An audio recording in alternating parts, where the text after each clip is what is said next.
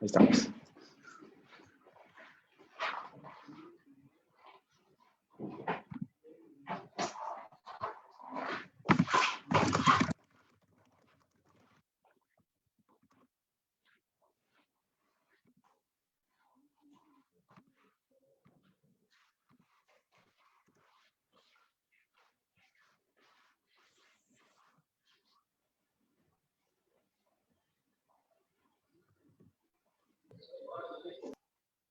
Adelante, Francisco. Listo, muy bien. ¿Qué tal? Buenas noches una vez más aquí en Alimento Espiritual en Cristo.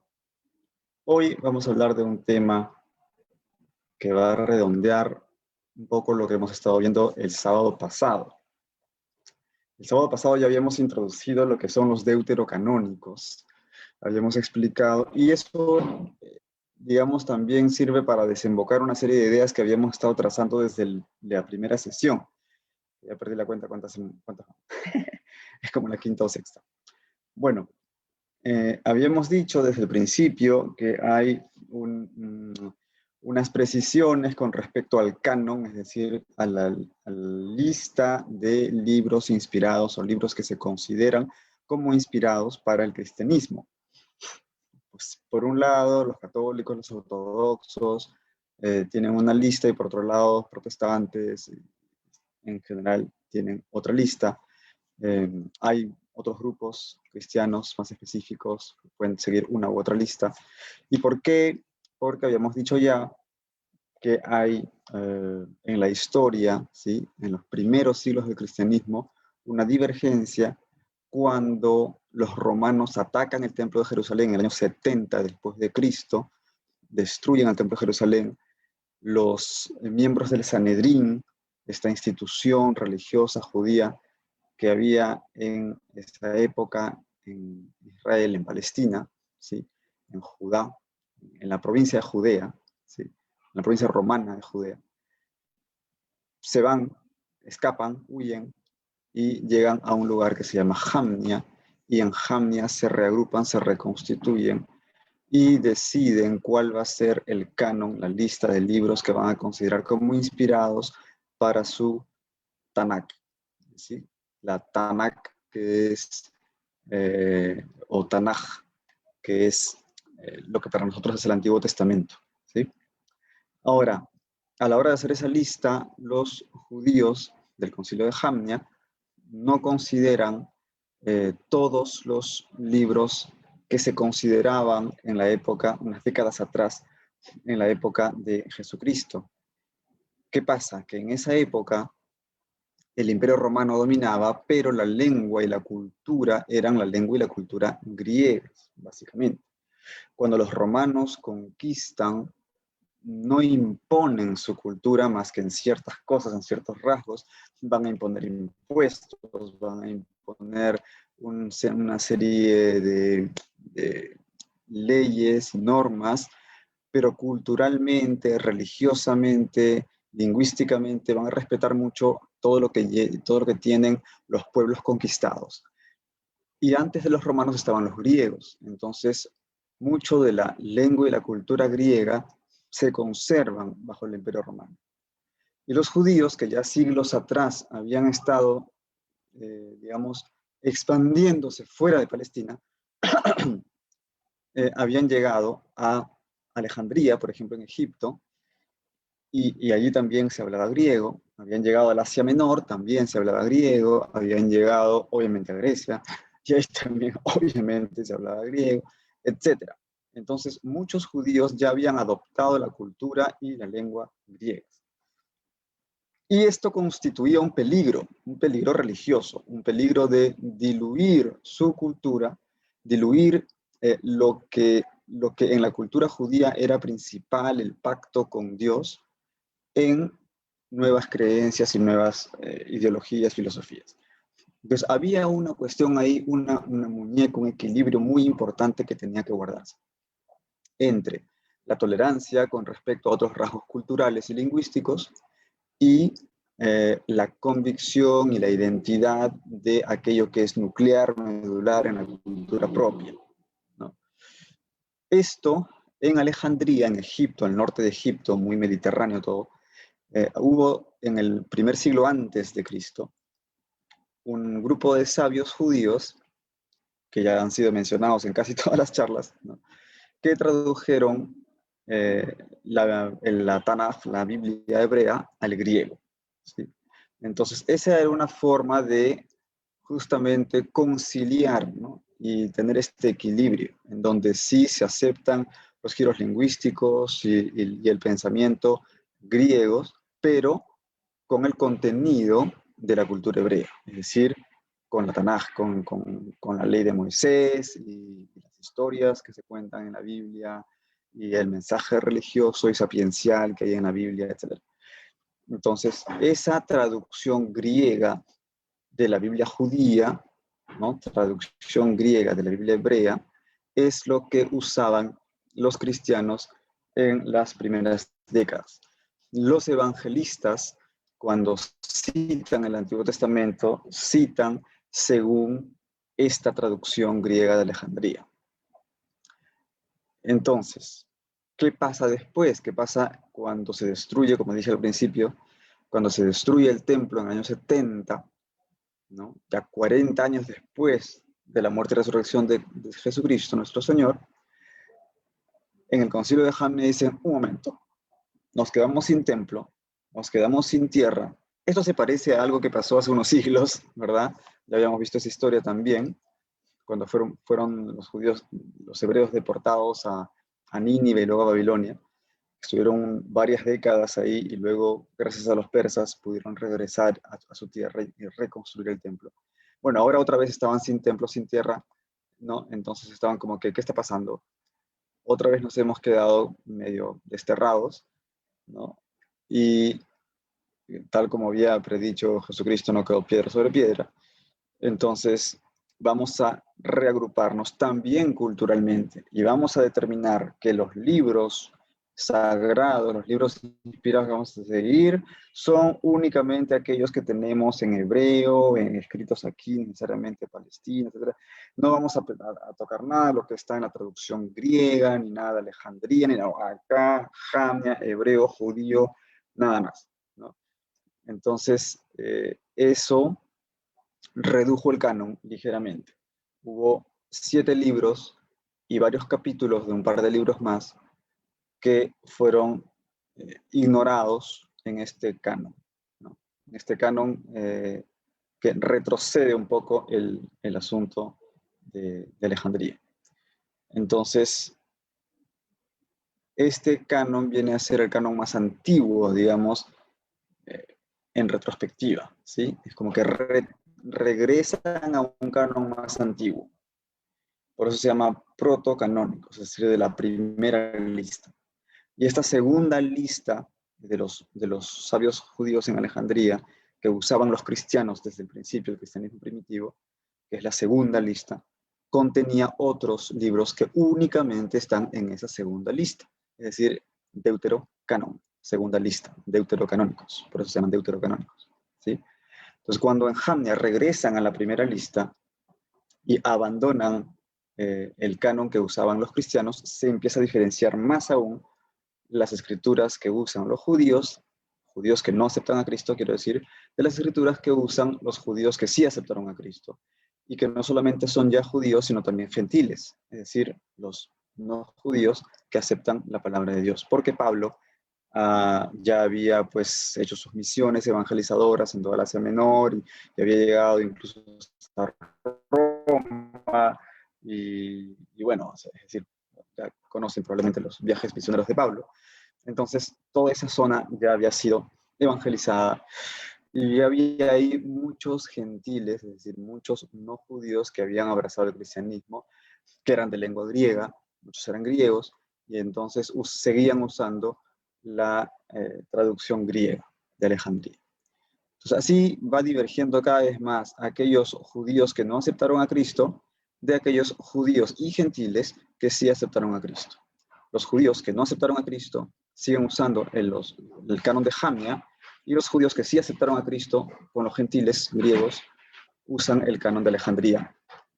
Y nosotros, por ejemplo, vamos a tener un poco de todo. Porque en el siglo XVI, Martín Lutero y otros comienzan a hacer una revisión, ¿no?, de la Biblia y tienen un poco la misma idea de aquellos judíos de Jamnia. Y dicen, esto de aquí, de la versión de Alejandría, mejor no. Y entonces, a pesar de que los incluye Lutero en su traducción alemana, los pone como apócrifos, ¿no? Entonces, tarde o temprano, la iglesia, las iglesias protestantes reniegan de esos deuterocanónicos y vuelven al canon de Jamnia, ¿no? Mientras que la iglesia católica, la iglesia ortodoxa, y por ahí probablemente también las iglesias no calcedonianas, ¿no?, coptos, etcétera, de eso no estoy totalmente seguro, pueden revisarlo luego, conservan los deuterocanónicos, ¿no? De la iglesia católica y ortodoxa sí estoy seguro. Bueno, parte de estos deuterocanónicos ya los vimos la semana pasada, el sábado pasado, ¿no? Vimos Tobías, vimos Judith y vimos Esther, que Esther sí está en las Biblias protestantes, pero no todos los capítulos. Entonces vimos eso también. Hoy hay otros dos libros deuterocanónicos que son los libros de los Macabeos, ¿ya? Los dos libros de los Macabeos. Los libros de los Macabeos están ambientados y probablemente también escritos durante el gobierno, digamos, el mando del Imperio Seleucida. ¿Les suena? Seleucida. El Imperio Seleucida son los sucesores del Imperio griego de Alejandro Magno. O sea, son un imperio de cultura griega, de lengua griega, helenísticos, ¿sí? Y entonces ahí está eso que les mencioné hace unos minutos, ese equilibrio difícil que había que lograr, ¿sí? Esa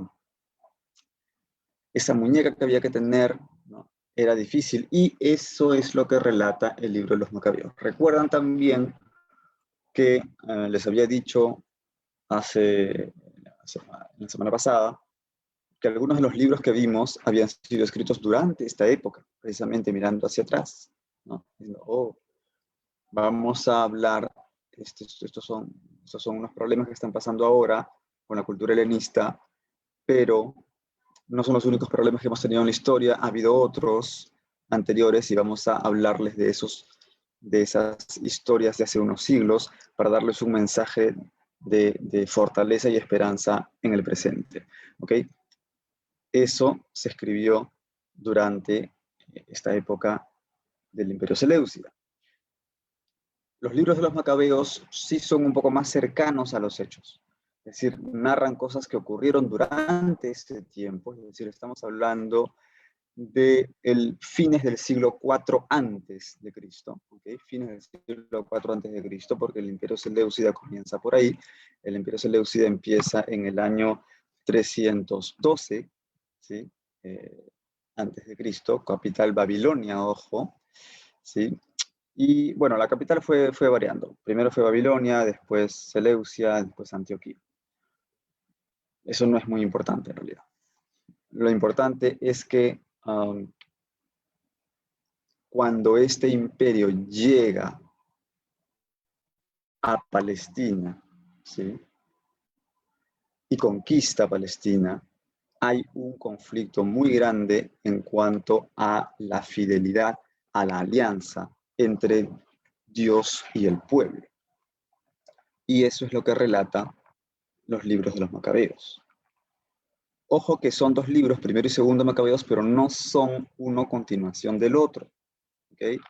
De hecho, los hechos que se relatan en segundo Macabeos empiezan desde un poquito antes de primero Macabeos y se quedan como a la altura del capítulo 9 del primer libro de los Macabeos. O sea, si el primer libro de los Macabeos habla de Judas Macabeo, ¿okay? Y por eso se llama los Macabeos, porque es el sobrenombre del héroe principal, digamos, es Judas Macabeo, y por extensión los hermanos son los Macabeos, ¿no? Entonces, habla de Judas y luego su sucesor es su hermano, Jonatán, y luego el otro hermano, Simón, ¿ok? Eso es en el primer libro de los Macabeos, pero en el segundo libro de los Macabeos prácticamente solo habla de Judas Macabeo, ¿ok? Entonces, no es, insisto, uno continuación del otro. Los dos libros tienen fuentes independientes y aún así coinciden en los datos históricos, cosa que da confianza en cuanto a la historicidad de los hechos. Eso cualquier historiador te puede decir. Es decir, cuando tienes distintas fuentes independientes que coinciden en lo que están narrando, pues te dice, esto es confiable. Cuanto más fuentes independientes coincidan, más confiable es el hecho del cual se trata. ¿Sí? Entonces aquí, en el primer libro de los Macabeos hay un preámbulo. El primer capítulo es un preámbulo en donde se habla de Alejandro, ¿no? De Alejandro de Macedonia, ¿okay? Porque los principales eran los de Macedonia. Y viene el famoso Antíoco Epífanes. Antíoco Epífanes, el hijo del rey Antíoco, fue el que llegó y dijo, ahora me tienen que adorar como si yo fuera un dios, nada. Y entonces los judíos dijeron, no, ¿por qué? Pero muchos dijeron, sí, ok. Entonces ahí viene el asunto que les vuelvo a mencionar, esta, este equilibrio que había que lograr entre respetar las culturas, respetar la lengua y todas estas cosas que uno puede asumir de culturas ajenas, y eso sirve para la actualidad también. Estamos en un mundo globalizado, ¿no? Respetar, admirar y tomar de culturas ajenas lo que puede ser tomado, y al mismo tiempo conservar el núcleo de tus convicciones, tus principios y tu identidad, en especial en lo que respecta al pacto con el Señor. ¿Sí? Entonces aquí entra Antíoco Epífanes, y no tiene ningún respeto, ¿no? Como tendría que ser. No tiene ningún respeto con el templo, entra en el santuario, es más, se lleva el altar, el candelabro, o sea, saquea todo, la plata, el oro, todo el asunto. Porque él, ¿qué cosa ve ahí? Plata y oro, metales preciosos. O sea, él no ve un templo, algo que respetar, ¿no?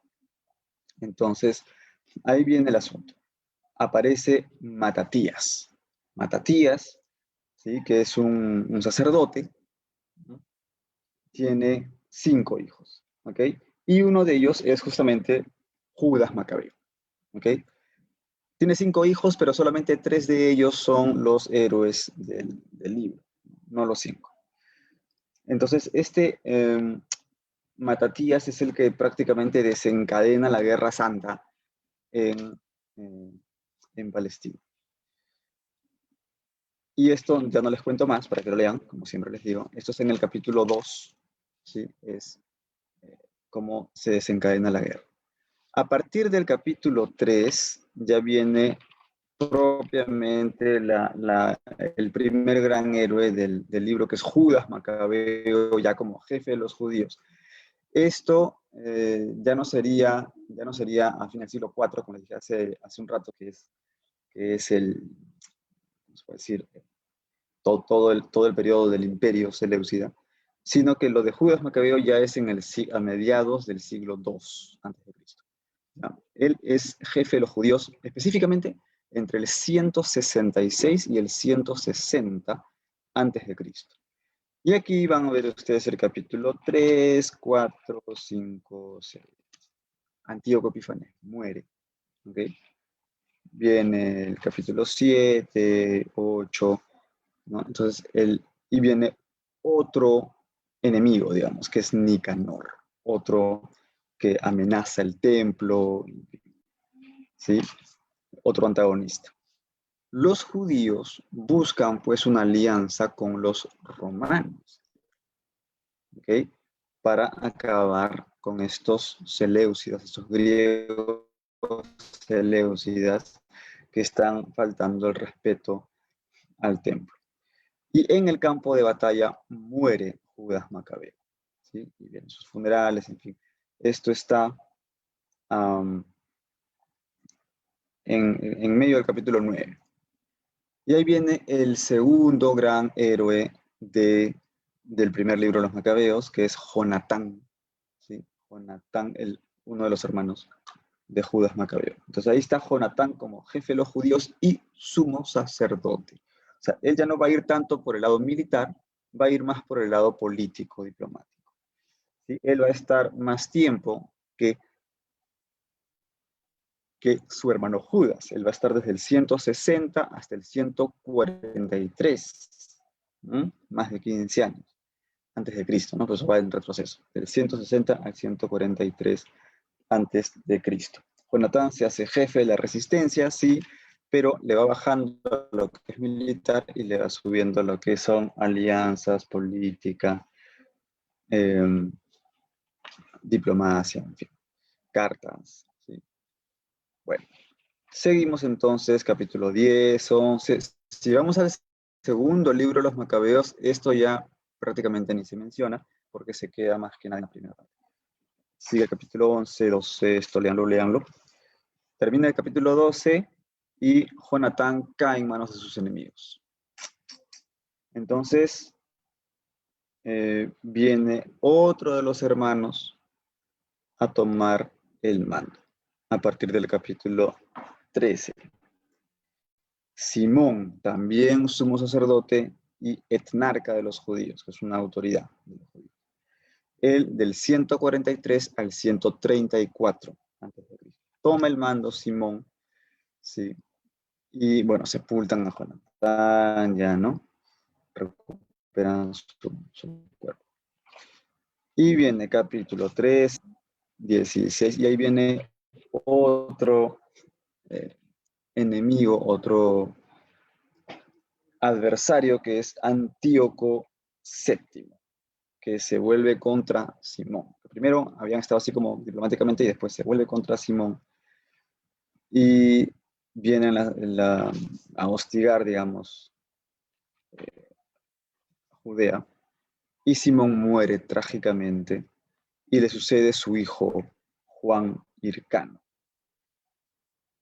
Esto ya son los últimos versículos del primer libro de los Macabeos. Parece ser que el libro en sí se escribe hacia el final del gobierno de Juan Hircano, justamente. ¿Okay? Es decir, del sobrino del héroe principal, que es Judas Macabeo. Tenemos Matatías, 5 hijos, uno de ellos es jefe, luego el otro, y luego el hijo de este tercer jefe sería Juan Hircano. Karen está haciendo una pregunta. Francisco, ¿en qué parte de la Biblia se encuentra el libro de los Macabeos y por qué en algunas Biblias no existe? Gracias. ¿En qué parte de la Biblia? Depende. Depende porque hay Biblias que tienen distinto orden.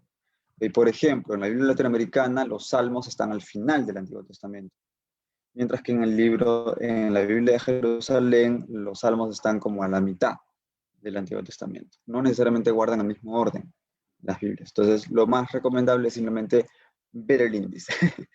¿Ya? En la Biblia de Jerusalén, los libros de los Macabeos están justo antes de los Salmos. ¿Sí? El orden de las charlas que estamos viendo sigue el orden de los libros de la edición de la Biblia de Jerusalén. Ahora, ¿por qué en algunas Biblias no existe? Por lo que mencioné al inicio de esta charla, que es el hecho de que las iglesias protestantes en general tomaron a instancias de la decisión de Lutero de llamar apócrifos a los deuterocanónicos, vuelven al canon de Jamnia, que no incluía estos deuterocanónicos. Es decir, que no vas a encontrar, por ejemplo, si tú tienes una Reina Valera, ¿okay? No vas a encontrar sabiduría, no vas a encontrar eclesiástico, es decir, Sirácida, no vas a encontrar los 2 libros de Macabeos, ni Judith, ni Tobías, ni Baruch, ni algunos capítulos del libro de Daniel, ni algunos capítulos del libro de Esther. ¿Okay? Todo eso son los deuterocanónicos y no los vas a encontrar en Reina Valera, ni en King James, ni en fin, varias versiones de la Biblia. Como sí las vas a encontrar en la Biblia latinoamericana, en la Biblia de Jerusalén, en la Biblia Dios habla hoy, en varias otras, ¿ok? Y en las de Sociedades Bíblicas Unidas, cuando tienen en el lomo un aviso que dice con deuterocanónicos. Las de Sociedades Bíblicas Unidas te avisan en el lomo cuáles tienen y cuáles no tienen. ¿Okay? Bueno, muchas gracias por la pregunta. Justamente cuando terminábamos el primer libro de los Macabeos. Luego viene el segundo libro de los Macabeos, que ese sí se tiene directamente en griego, ¿ok? El primero, el original griego, no se tiene una versión en hebreo, pero por los giros que tiene el lenguaje se nota que es traducción del griego. Y el segundo libro de los Macabeos se tiene en griego original.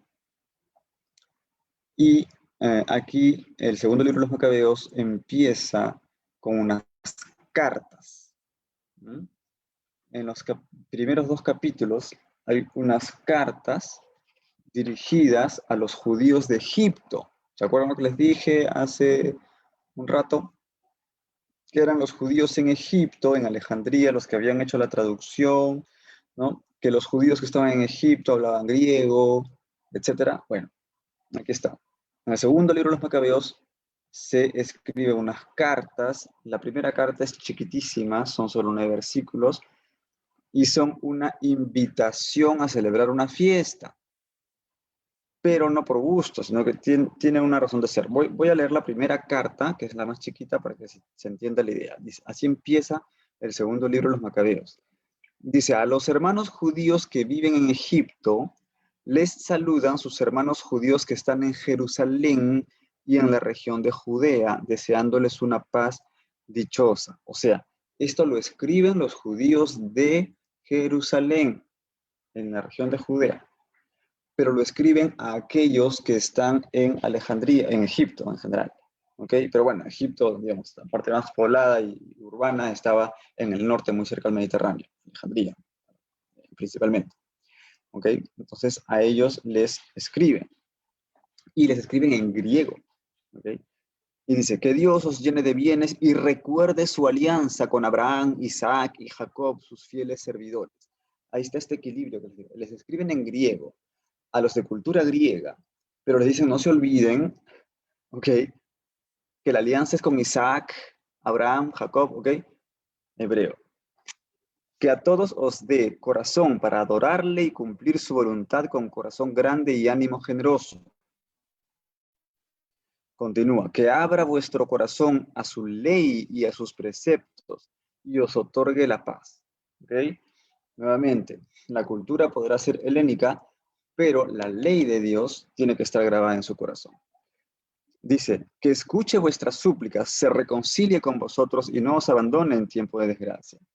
¿Y qué más dice? Esto es lo que estamos ahora pidiendo por vosotros. Hay una comunión espiritual entre los judíos de Jerusalén y los judíos de Alejandría. Hay una comunicación entre ellos y una comunión espiritual y orar unos por otros. Son un mismo pueblo. No es que los judíos de Jerusalén eran unos renegados ahí que... No. Perdón, no es que los judíos de Alejandría eran unos renegados y habían abandonado la verdadera y fe judía. No, eran una misma comunidad a través de las fronteras. Ya el año 169, cuando habla del 169, está hablando según el cómputo macedónico, ¿ok? El cómputo macedónico. Tendremos que contar desde que arranca, vamos, esto, 312 a.C., desde que arranca el Imperio Seleucida, ¿no? Ya en el año 169, obviamente no es el 169 antes de Cristo, porque en esa época no podían saber cuándo llegaba Cristo y no podían contar en retroceso, ¿verdad? Hacer cuenta regresiva. Entonces dice, ya el año 169, en el reinado de Demetrio, nosotros los judíos os escribimos así, ¿sí? Entonces, aquí cuando está recordando una carta anterior, ¿sí? Están recordando una carta anterior del año 169 Seleucida, ¿no? ¿Y qué decía esta carta anterior que ahora recuerdan? En lo más grave de la tribulación que ha caído sobre nosotros en estos años, desde que Jasón y sus partidarios traicionaron la Tierra Santa y el reino, incendiaron el portón del templo y derramaron sangre inocente, suplicamos al Señor y hemos sido escuchados. Hemos ofrecido un sacrificio con flor de harina, hemos encendido las lámparas y presentado los panes. Todo eso es lo que les habían escrito en la carta anterior. ¿Okay? Y luego prosigue esta carta finalizando. También ahora os escribimos para que celebréis la fiesta de las tiendas en el mes de Kisleu. Es el año 188. 188 Seleucida. ¿Okay? Es el año 188. O sea, esto viene a ser probablemente el 124 antes de Cristo. Esta es la fiesta de las tiendas, es la fiesta de la dedicación. ¿Sí? Es la fiesta de la dedicación.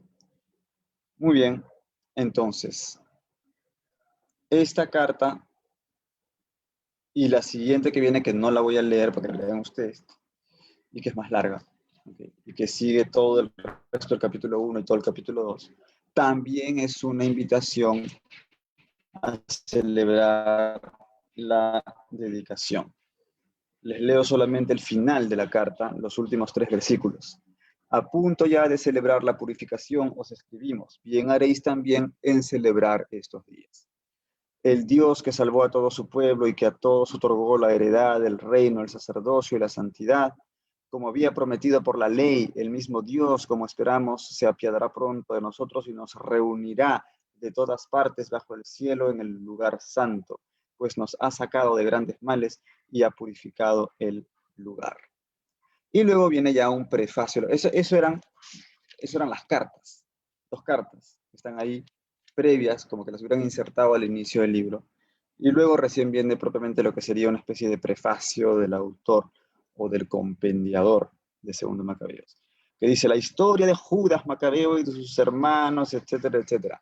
Entonces retoma lo mismo que había al inicio de Primero Macabeos y habla de Judas Macabeo. Viene el capítulo 3, a partir del capítulo 3, lo que es la historia de Heliodoro. Bueno, el capítulo 3 es la historia de Heliodoro. El capítulo 4 habla de la propaganda helenista y la persecución bajo Antíoco Epífanes, que fue el primer adversario que mencioné para el primer libro de los Macabeos. Y esto sigue, ¿no? Con Antíoco Epífanes, capítulos 4, 5, 6, 7, y ahí está el martirio. ¿Okay? Esta es una parte importantísima, el martirio de Eleazar y el martirio de los 7 hermanos. ¿Okay? Que les decían esto. Sucedió también que 7 hermanos, eso es el capítulo 7. Sucedió también que 7 hermanos apresados junto con su madre eran forzados por el rey, flagelados con azotes y nervios de buey, a probar carne de puerco prohibida por la ley. Uno de ellos, hablando en nombre de los demás, decía así: ¿qué quieres preguntar y saber de nosotros? Estamos dispuestos a morir antes que violar las leyes de nuestros padres. El rey, fuera de sí, ordenó poner al fuego sartenes y calderas. En cuanto estuvieron al rojo, mandó cortar la lengua al que había hablado en nombre de los demás, arrancarle el cuero cabelludo y cortarle las extremidades de los miembros en presencia de sus demás hermanos y de su madre. Esto es bien gore, ¿no? Cuando quedó totalmente mutilado, pero respirando todavía, mandó que le acercaran al fuego y le tostaran en la sartén, una salvajada, ¿no? Mientras el humo de la sartén se difundía lejos, los demás hermanos, junto con su madre, se animaban mutuamente a morir con generosidad y decían: el Señor Dios vela y con toda seguridad se apiadará de nosotros, como declaró Moisés en el cántico que atestigua claramente, se apiadará de sus siervos. Esto es de finales de Deuteronomio. Cuando el primero hizo así su tránsito, o sea, se murió, llevaron al segundo al suplicio y después de arrancarle la piel de la cabeza con los cabellos, le preguntaban: ¿vas a comer antes de que tu cuerpo sea torturado miembro a miembro, él respondiendo en su lenguaje patrio, ¿ya? Respondiendo en su lenguaje patrio, y esto lo repiten después en otros versículos, ¿ya? Parece ser que es el hebreo, ¿no? Dijo, no, por ello también sufrió a su vez la tortura como el primero.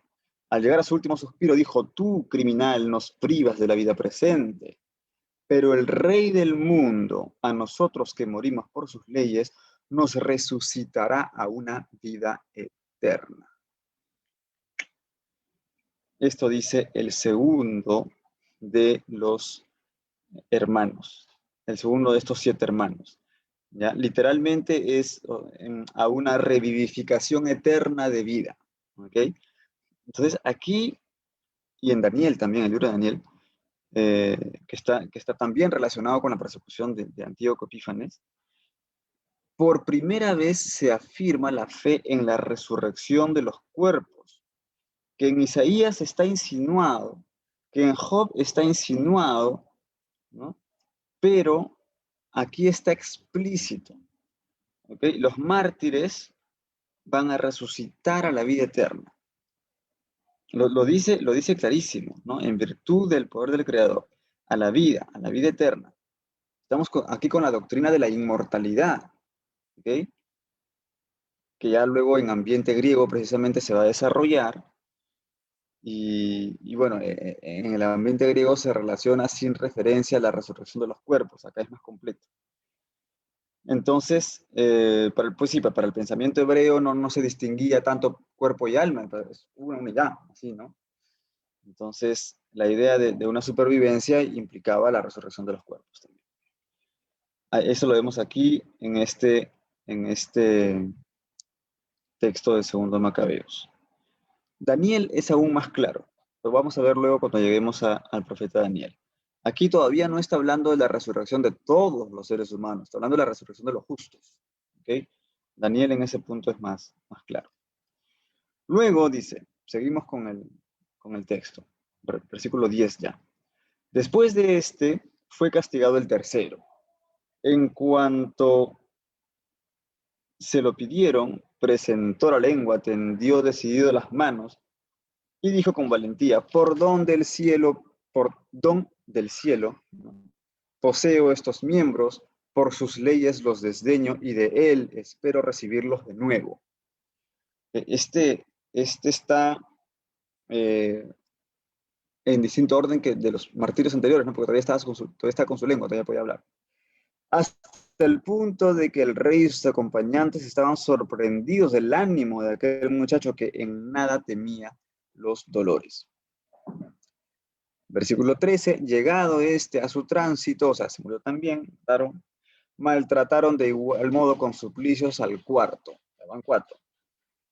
Cerca ya del fin, decía así, es preferible morir a manos de hombres con la esperanza que Dios otorga de ser resucitados de nuevo por Él. Para ti, en cambio, no habrá resurrección a la vida. O sea, la resurrección positiva, digamos, ¿no? Enseguida llevaron al quinto y se pusieron a atormentarlo. Él, mirando al rey, dijo, tú, porque tienes poder entre los hombres, aunque eres mortal, haces lo que quieres. Pero no creas que Dios ha abandonado nuestra raza. Aguarda tú y contemplarás su magnífico poder, cómo te atormentará a ti y a tu linaje. Bravo se puso el quinto.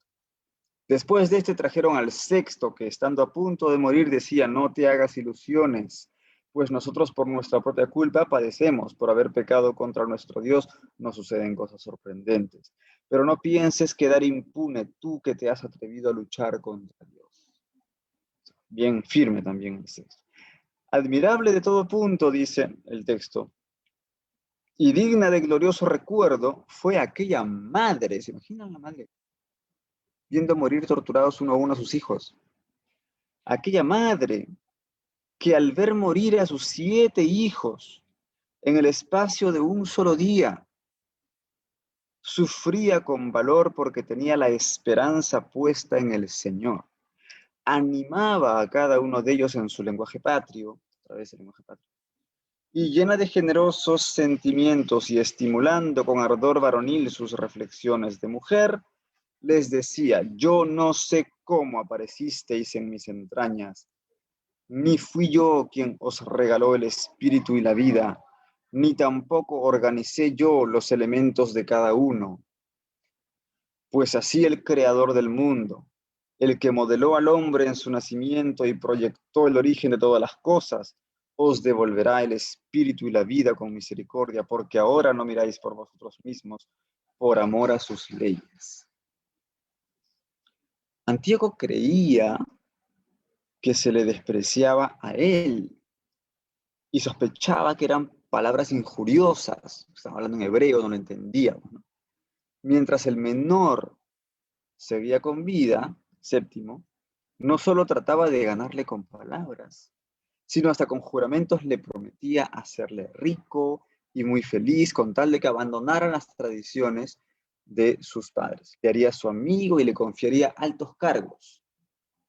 Pero como el muchacho no le hacía ningún caso, el rey llamó a la madre y la invitó a que aconsejara al adolescente para salvar su vida. Ojo, no me estoy inventando ni les estoy relatando, les he leído lo que decía del versículo 24 al 25. Tras de instarla él varias veces, este es el 26, ella aceptó persuadir a su hijo. Se inclinó sobre él y burlándose del cruel tirano, se le dijo, ya, lo voy a, ¿no? Lo voy a convencer. Y le habla al hijo y burlándose del cruel tirano, le dijo en su lengua patria, otra vez, ¿no? Hijo, ten compasión de mí que te llevé en el seno por 9 meses, te amamanté por 3 años, 3 años. Te crié y te eduqué hasta la edad que tienes, y te alimenté. Te ruego, hijo, que mires al cielo y a la tierra, y al ver todo lo que hay en ellos, sepas que a partir de la nada lo hizo Dios. Esta afirmación también es muy peculiar y aparece aquí en el segundo libro de los Macabeos. De la nada, o sea, literalmente dice no de cosas que existían. Es decir, no es que de una cosa sacó otra, sino que de la nada. Esa creación de la nada se afirma aquí explícitamente. Es importante este libro. ¿Okay? Isaías ya insinuaba esto, ¿no? Pero aquí ya es más explícito. Y luego sigue, ¿no? Sepas que a partir de la nada lo hizo Dios y que también el género humano ha llegado así a la existencia. No temas a este verdugo, antes bien, mostrándote digno de tus hermanos, acepta la muerte, para que vuelva yo a encontrarte con tus hermanos en la misericordia. Esa madre, a su hijo adolescente, el último que le quedaba, después de haber visto morir mártires los otros 6 el mismo día. En cuanto ella terminó de hablar, el muchacho dijo, ¿qué esperáis? No obedezco el mandato del rey, obedezco el mandato de la ley dada a nuestros padres por medio de Moisés. Y tú, que eres el causante de todas las desgracias de los hebreos, no escaparás de las manos de Dios. Cierto que nosotros padecemos por nuestros pecados. Si es verdad que nuestro Señor, que vive, está momentáneamente irritado para castigarnos y corregirnos, también se reconciliará de nuevo con sus siervos. Pero tú, oh impío y el más criminal de todos los hombres, no te engrías neciamente, entregándote a vanas esperanzas y alzando la mano contra sus siervos, porque todavía no has escapado del juicio de Dios que todo lo puede y todo lo ve. Pues ahora nuestros hermanos, después de haber soportado una corta pena por una vida perenne, cayeron por la alianza de Dios. Tú, en cambio, por el justo juicio de Dios cargarás con la pena merecida por tu soberbia.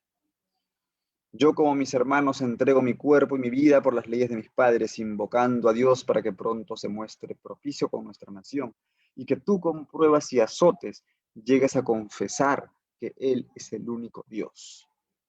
Que en mí y en mis hermanos se detenga la cólera del Todopoderoso, justamente descargada sobre toda nuestra raza. El rey, fuera de sí, se ensañó con con mayor crueldad, si cabe, con mayor crueldad que con los demás, por resultarle amargo el sarcasmo. Esto dice acá, por resultarle amargo el sarcasmo. A veces yo hablo así, como si se me estuviera ocurriendo a mí, pero es el texto. Por último, después de los hijos, murió la madre. También la mataron.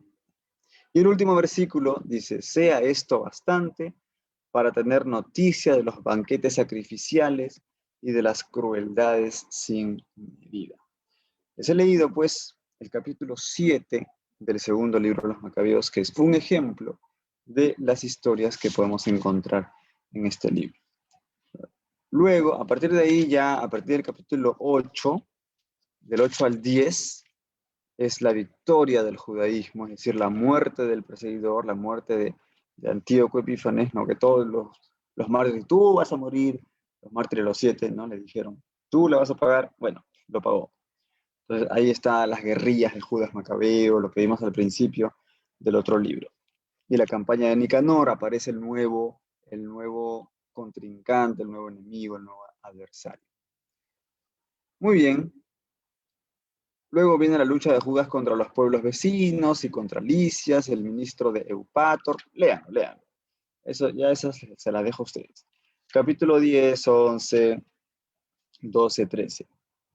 En el capítulo 14, mejor dicho, a partir del capítulo 14, pues ya quedan dos nada más. Capítulos 14 y 15 es la lucha contra Nicanor. ¿Ok? La lucha contra Nicanor, general de Demetrio I. El día de Nicanor. Ahí está, ¿no? Todo ese problema que hubo con Nicanor, entre Nicanor y Judas.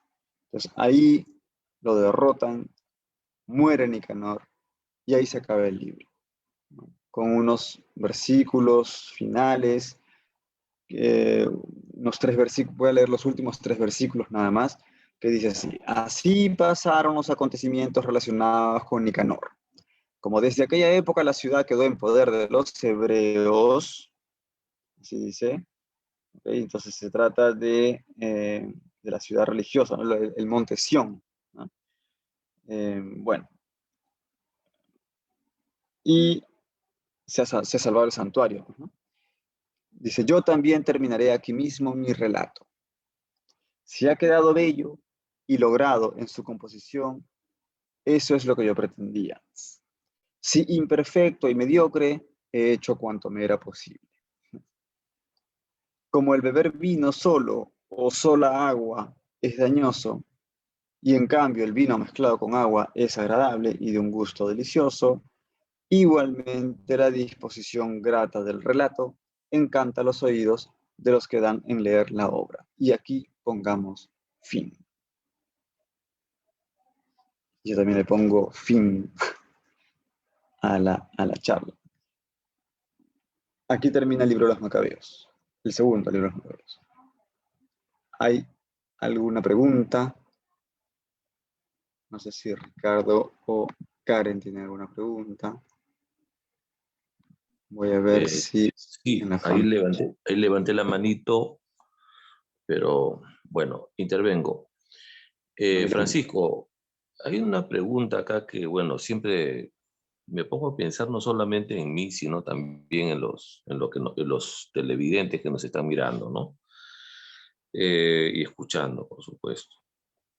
Si bien es cierto, la Biblia es un libro o un conjunto de libros antropológicos, geográficos, literatos, ¿no? Muchas veces simbólicos también, que se presta a interpretaciones, muchas veces por una parte un tipo de interpretaciones y otros tipos de interpretaciones de estudiosos, ¿no? De teólogos, estudiosos de la Biblia, ¿no? Que caramba se interpretan de una manera u de otra, ¿no? O de otra. Geográficos, ¿no? Acontecimientos como los que acabamos de escuchar, ¿no? Que son históricos, geográficos. La pregunta sería, todos estos libros antropológicos, históricos, geográficos, para un creyente que tiene fe en Dios, que cree en el Padre, en el Hijo, en el Espíritu Santo, y que quiere acercarse a Dios cada día, ¿estos libros pueden ser útiles o es que nos podríamos, o qué aconsejarías tú a los creyentes que quizás no les gusta pues la antropología, no les gusta la historia, no les gusta la geografía, ¿no? No les gusta profundizarse tanto en esos temas antiguos, históricos que de repente... Y lo que quieren es acercarse a Dios de una manera práctica, de una manera simple.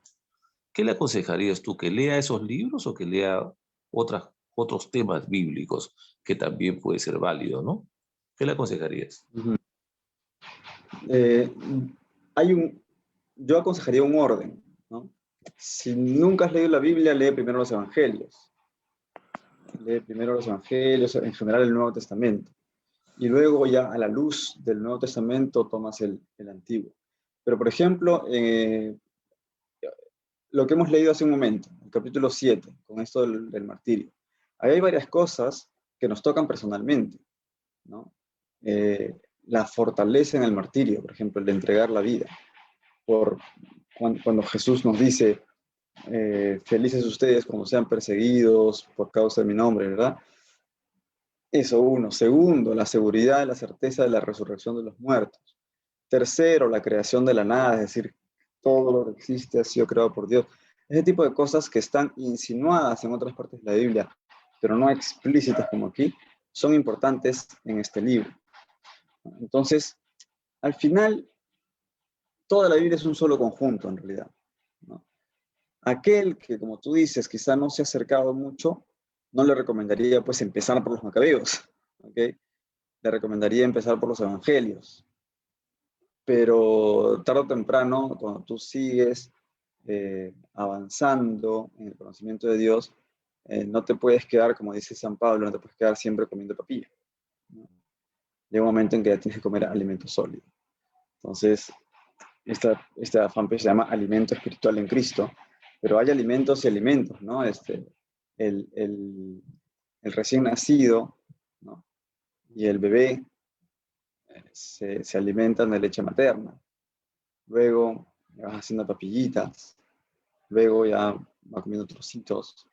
Ya cuando crece y ya se hace grande, come de todo. Entonces, algo parecido pasa con nuestro acercamiento a la Biblia también, ¿no? La leche materna, yo diría, son los evangelios. Y luego las papillas y los alimentos más, más suaves es seguir con el Nuevo Testamento.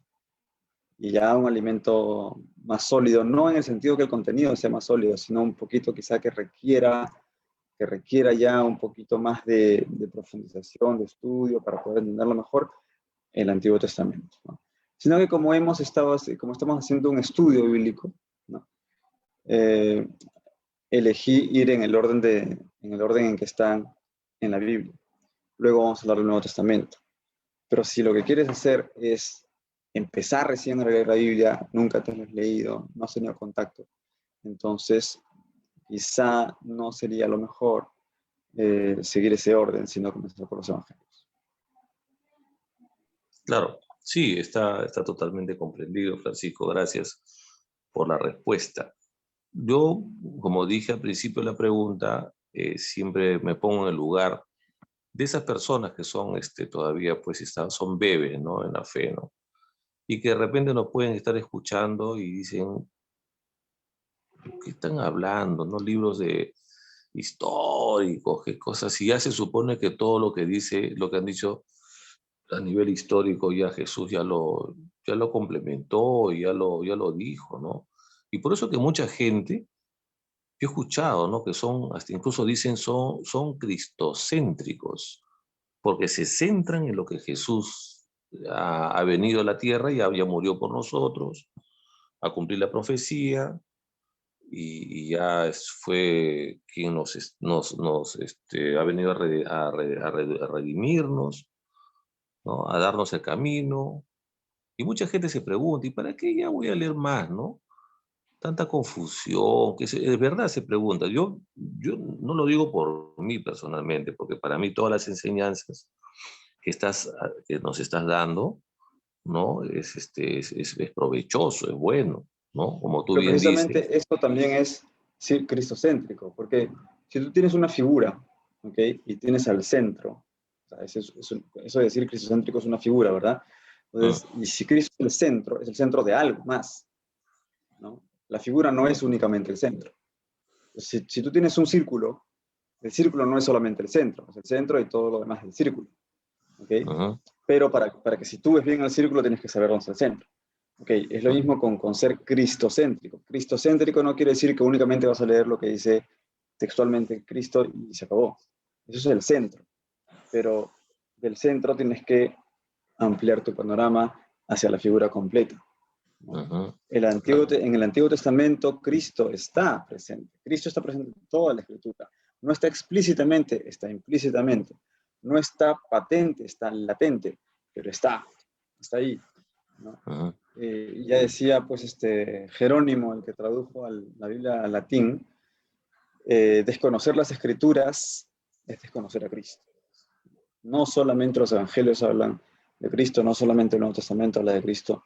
Toda la Biblia tiene a Cristo en el centro, pero centro de algo que es más completo. Interesante, interesantísimo. Fíjate lo que acabas de decir, ¿no? Es algo esclarecedor, es algo que lógicamente que para el público en general comprenda, ¿no? Porque digo, se puede preguntar, ¿no? Lo que te estoy preguntando, y es en esa parte, por ejemplo, escuchar, ¿no? O sea, está muy bien lo que estás explicando, porque es verdad, ¿no? O sea, normalmente Jesús está en toda la historia y en toda la Biblia en general, ¿no? Y que Él siempre está en el centro. Entonces, yo he escuchado a muchas personas decir lo que he preguntado. Y ahora con lo que tú estás respondiendo, creo que esas personas, si nos están viendo, entonces yo creo que lo tienen mucho más claro, ¿no? Entonces, gracias, Francisco, es verdad. Gracias, Francisco. Gracias por enseñarnos y, como dicen, ¿no? A seguir leyendo, ¿no? Entonces nos despedimos con una oración, ¿sí? Oremos. Padre Santo, te doy gracias por este momento. Gracias, mi Dios, por tu palabra y ayúdanos a aprender más de ti y poder investigar. Bendice a todos los que escuchan el programa y a todos los que estamos aquí. En el nombre de tu Hijo, Señor Jesús. Amén. Amén. Amén. En el nombre del Padre, del Hijo y del Espíritu Santo. Amén. Hasta luego. Que Dios los bendiga. Chao, Francisco. Muchas gracias. Muchísimas gracias. Hasta el lunes, ¿no? El lunes. Hasta el lunes. Esperemos. Los lunes ese lunes, por ejemplo, pasado no pude. No estoy seguro ya cómo voy a hacer con los lunes. Vamos a ver eso, lo conversamos. Lo coordinamos. Pero, lo coordinamos por si Dios quiere el lunes, no ya el sábado. Listo. Excelente. Gracias, Francisco. Muchas gracias. Un abrazo. Un abrazo, Karen.